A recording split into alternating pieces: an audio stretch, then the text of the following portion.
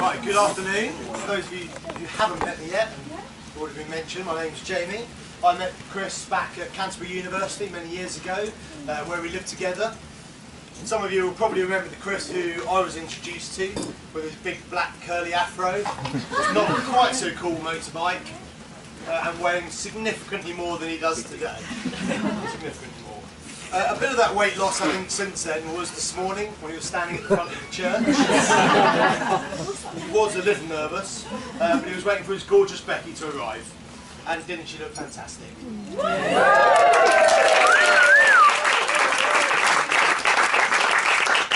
It would probably be unfair to say that any of the weight loss was really down to meticulous planning, preparation, no doubt stresses involved with today.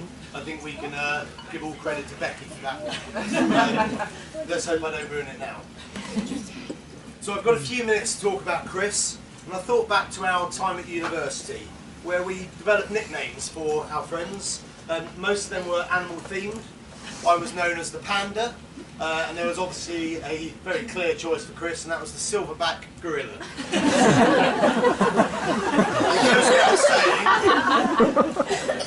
There were more similarities when he weighed a little bit more, but they're still there. It goes without saying that there are some striking resemblances between Chris and the largest primate out there. And I'm going to talk through a few of those now for the next few minutes. So, firstly, we have the physical traits. Chris shares his general size, the abundance of hair all over his body. Those of you on the stag do would have known that he is hairy everywhere. Which also meant he wasn't a good person to follow into the shower at university. He has those unnaturally long arms, which actually, if you measure his arms, they are actually longer than his legs. That is actually true. And then there's those very large hands of his. Unfortunately, the rumours about large hands are not true.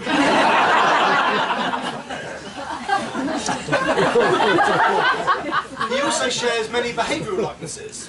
However, unlike a young silverback male gorilla who learns the art of grooming from a very young age, Chris took some years to master this. At best, his fashion tastes were hit and miss. But as you can see, things have improved over the years. I think largely since he met Becky. So yeah, I think we can thank Becky for that. But luckily, marriage is a journey, and it's a lifelong commitment. So you've probably still got a little work to do. The diet of a silverback is not also dissimilar. It does take some real dedication and focus to maintain that formidable size. Did you know the average silverback male consumes 45 pounds of food per day? Probably explains why Chris spent most of our time at university in the kitchen. As we know, Chris does not like to do things by halves, and that certainly is the case when it comes to cooking. It's one of his great talents and passions in life. Let me tell you a little bit about the lunchtime sandwich that Chris used to create. After using every possible pot, pan, utensil in the kitchen, making unreal amounts of mess, Chris would appear from the kitchen with a huge, huge beaming grin. And then the announcement would come. I have created the 5-Decker Delight. Yes, the 5-Decker Delight really did mean 5 slices of toast. A substantial amount of bacon, a layer of sausages, a couple of eggs, a bucket of mushrooms and a slab of cheese. Luckily, Chris's talents weren't wasted on himself alone. He'd also make me a sandwich. Unfortunately, mine was called the Triple Decker. Probably involved using the crusts of bread, a little bit of bacon and a few mushrooms if I was lucky. It's probably not surprising that during mine and Chris's time at university, we added a combined weight of 4 stone. That was down to Chris's cooking primarily. Then we've got the characteristics of the silverback gorilla. They're often quite shy, and although Chris would not fit that mould perfectly, he does have a wonderful temperament. He's always someone you can turn to in a stressful situation. He's always someone who'll give you some very good sound advice, which countless times I have appreciated over the years. However, shy and measured are probably not 2 words I would use to explain or describe Chris on his stag do. Chris came to James and myself with a list of his most trusted and closest friends to arrange a weekend away. As we know, Chris and Becky are not short of friends and family, and that's testament as to how many people are here today to celebrate this fantastic day. But Chris was very clear on the list of names he gave us. Most trusted friends. Unfortunately, that did him no favours. Photos from the stag weekend have already been uploaded onto the wedding website. Photoshop talent. But if you're not on the website, you can also look at them as www.whatgoesontour no longer stays on tour. We had an amazing time in Bucharest, Romania. The food was great, the beer was cheap, the weather was hot. The ladies were fantastic as well. We didn't talk to any of them, not even a word. Over the years, it's not been uncommon to see Chris and Becky in fancy dress. In fact, even when there's no requirement to dress up, they do tend to turn up in some sort of costume. Well, not Becky today, obviously. But Chris. So we didn't really want to let them down, or let Chris down. We probably let Becky down. We didn't want to let Chris down on the stag. So when he turned up, we swapped his suitcase for a pre-packed suitcase with an array of outfits, everything he was going to need for the weekend ahead.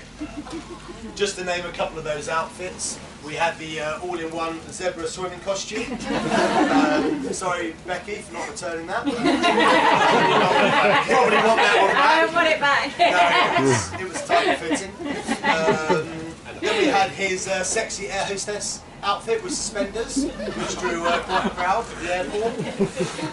And then a personal favourite for Chris, the skin-tight camouflage dress, which was the one he actually took home with him. Then you've got the social side of any ape family. One of Chris's most special talents is the ability to say yes to any event going. However, as you can imagine, this has caused us some problems over the years. There have been numerous occasions when saying yes to that extra shot, staying up that little bit later, has resulted in Chris reaching the blackout zone. This tends to come around for Chris near the end of the evening, when he should have thrown the towel in some time ago, but unfortunately he hasn't. If you actually don't see it, you'll definitely hear it, as Chris uncontrollably collapses to the floor in a heap. Luckily, he's normally okay, if not, maybe a little bit hazy. Unfortunately, the same could not be said for my bathroom sink that he ripped off the wall, the kitchen cupboard, which is no longer attached to the hinges, and my brand new cream carpets, which Chris managed to collapse with a full glass of red wine in his hand. They've never quite recovered the same. Chris really does have an unconditional love of other people's company. I can honestly say, over the years, I've never heard him utter even the slightest negative comment about anyone. Although this may change following the speech. And it's certainly going to change when you have a look at the photos and stuff. But I'm sure you can agree, there are very few people you'll actually meet in life that you can honestly say that about, and Chris is one of them. He really is the social leader of our troop. He's always organising where we're going to go, what new event or festival we'll be attending. The downside of Chris organising all these social events is when the two of us get together, there tends to be a reasonably large amount of alcohol involved as well. Back in November, Chris secured a couple of tickets to the rugby to go and watch England-South Africa at Twickenham. So we met for an early breakfast, a few gin and tonics to get the day underway, and then we headed out for an all-day session. We ended up going out for dinner at the end of the evening, and this is where Chris asked me if I would be one of his best men along with James, which of course I accepted. So as you can probably appreciate, after a full day of drinking, my memory was a little patchy. I did have to call into Chris in the morning to ask if I had imagined that I was due to be one of his best men. You did, it was really awkward.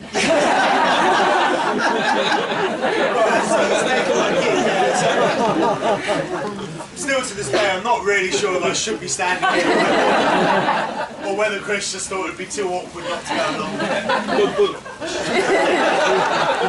Maybe we'll never know. So before I completely exhaust every ape-related topic, we couldn't really avoid the mating rituals of the almighty, chest-beating, silverback gorilla.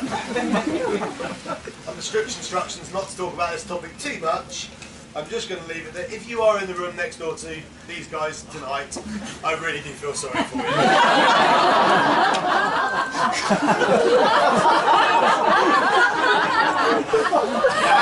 I had a lot of other things on that card, but they got scribbled out. So finally, Chris, thank you for asking me to be one of your best men. Becky, thank you for allowing me to be so. It really does mean the world to me. Chris, you've been one of my closest, most admired friends for many years. You're the godfather to my oldest son, Harry, who thinks the absolute world of you. I have no doubt that you'll go on to be the perfect husband, as you have been framed all this time. I wish you both every happiness, as do we all. So for the final time, if I could ask everyone to raise their glasses and toast to the bride and groom, Chris and Becky. Chris and